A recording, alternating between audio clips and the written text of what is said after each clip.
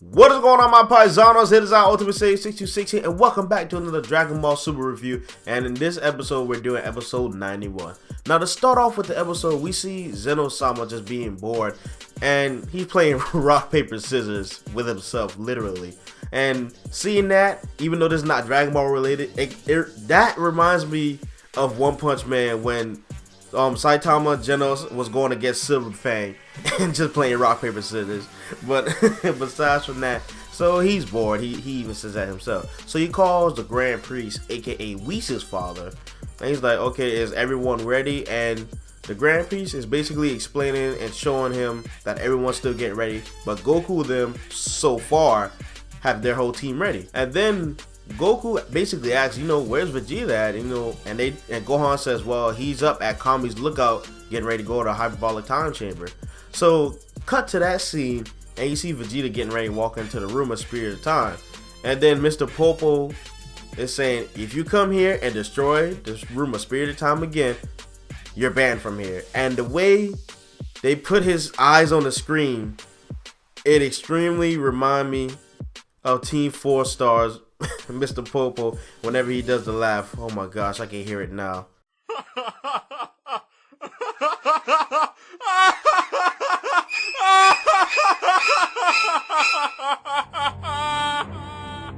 No, okay, stop. That's just creepy as hell. It's funny, but it's creepy at the same time. Fucking Christ. But anyway, Vegeta goes in the room, and with him being, such a proud Saiyan that he is, he goes in there with the full intention of course training, and he says the only one who's going to defeat Goku is going to be me, and this universe is going to survive. So basically, he's already planning on training hella hard to make sure nothing happens to Universe 7. Then it cuts to showing Universe's I think Universe 11 with the short green dude that looks like he looks like Ganondorf, or the trio of the Danger Brothers, looking for more recruits for the team because they don't have no one besides them. And they figured out, well, some people on that planet figured out that, hey, the universe is going to get destroyed, so there's a few bandits acting stupid and whatnot. So they decided to run amok, and then the Kaioshin was, I'm going to call him Ganon. Okay, so basically Ganondorf does what he does best, destroy. So he completely destroys that planet, and they decided to go look elsewhere for the next one. Then we see someone in a black wardrobe, and of course, as you can tell from his little white skin, not trying to be racist or anything like that, but basically it was Frost. So Frost is apparently on the run for some reason, but he's on the run because they basically found out that he was a fraud the entire time. So he was just, like I just said, he's on the run. And of course, coming from the shadows, we see someone that we all love very dearly, Hit. And of course, Frost thinks, okay, he's getting ready to come kill me, and he submits to him. Yes, he goes on the ground and submits to him, saying there's no point in resisting. And of course, being the slick bastard that he is, he tries to shoot him with a needle. And of course, Hit dodges it, and he's just sitting there continuously trying to attack him, knowing he has no chance. And he even has a needle at the end of his tail trying to attack him. And then Frost. Hit finally gets serious and he just grabs his tail. And then he even admits it too. He says, he's like, okay, I got serious for a minute.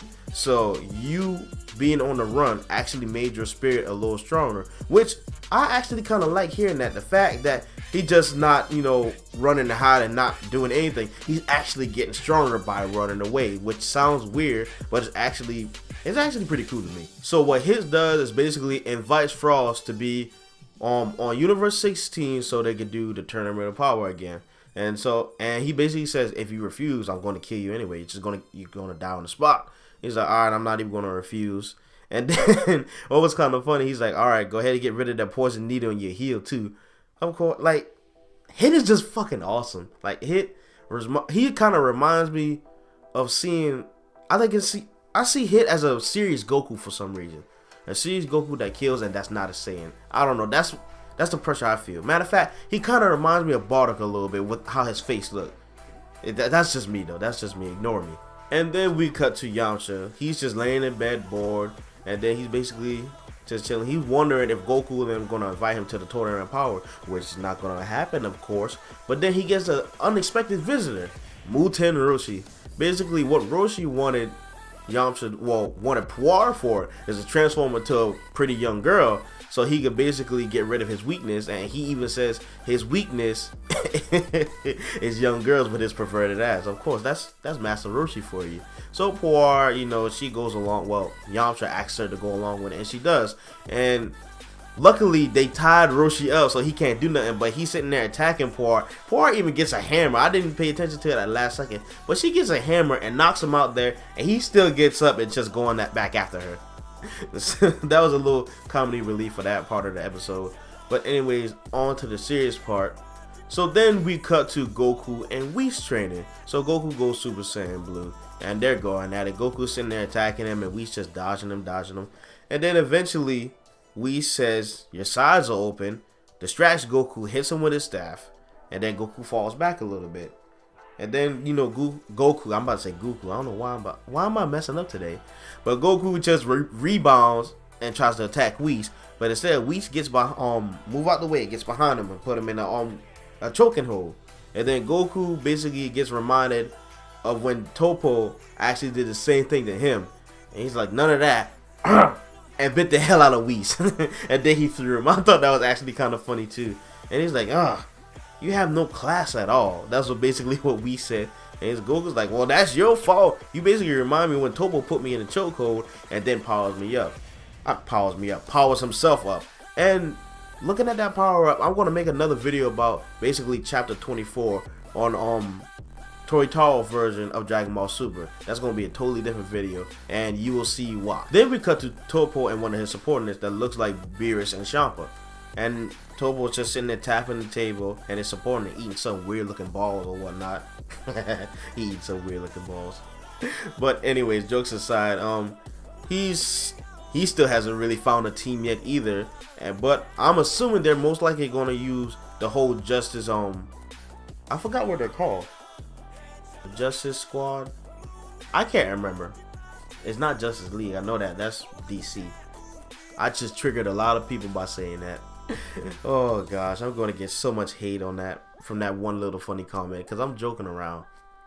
But basically, they're still worried, and you know, they still haven't found a whole team. Then next we cut to this other planet. I don't think they explain it. I think it's Universe 10. No, it's not Universe 10 because Universe 10 is basically everyone that they're a macho group, and they're just sitting there. Matter of fact, I'm gonna talk about that real quick.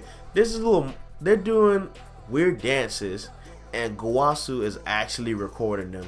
And the first thing that kind of remind me of is how all of us want to be on YouTube, and he's gonna basically put that on GodTube. I think that's what they called it in one of the episodes.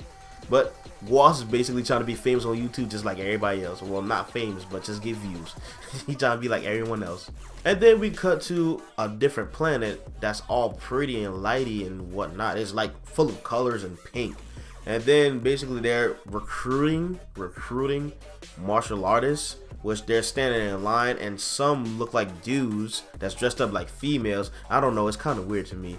But basically this one girl, I think her name's Brienne. I don't know how she pronounces, but I look at it as Brianna. Well, Brienne. No, it's Brienne. It's Brienne. And basically, I'm thinking, you know, she's just gonna transform into a suit or whatever. But no, this girl does a whole Sailor Moon transformation, but not Sailor Moon, and in a totally opposite way. That's the girl Vegeta was basically fighting in the opening cutscene. That girl that looked like Majin Buu. To be honest with you, I thought that was a dude. That's a girl. That pretty girl transforms into that.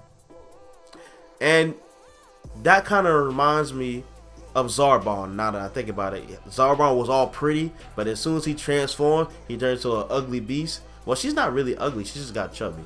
So it kind of reminds me of that. It's the total opposite of what you would expect someone to transform into something like that. And last but not least, Majin Buu.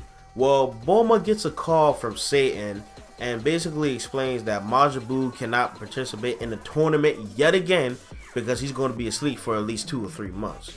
And of course, Beerus hearing this, he gets pissed off. He's like, nah, man, he messed us up with the first tournament. So Goku, take me with you and we're going to wake this bastard up. And plus, he still has a grudge against him for the whole Put a Cup thing. And as soon as Beerus said, let's go, Goku disappears to go to Satan's place to go talk to Majin Buu or try to wake him up. And that's pretty much the end of the episode. Now with this episode, it went all over the place. It's basically summarizing what's going to happen within the next few hours. I can't remember how much hours they said last time, because if I remember right, on episode 90 they just had 9 or 6 hours. I can't remember, but it's one of those. It's something basically getting close to the counting down time. But that is pretty much what happened all in this episode. So tell me what you guys think and what you guys liked about episode 91. But anyways, you guys, it is our Ultimate Sage 66 here. I'm signing out, and I hope to see you paisanos in the next video.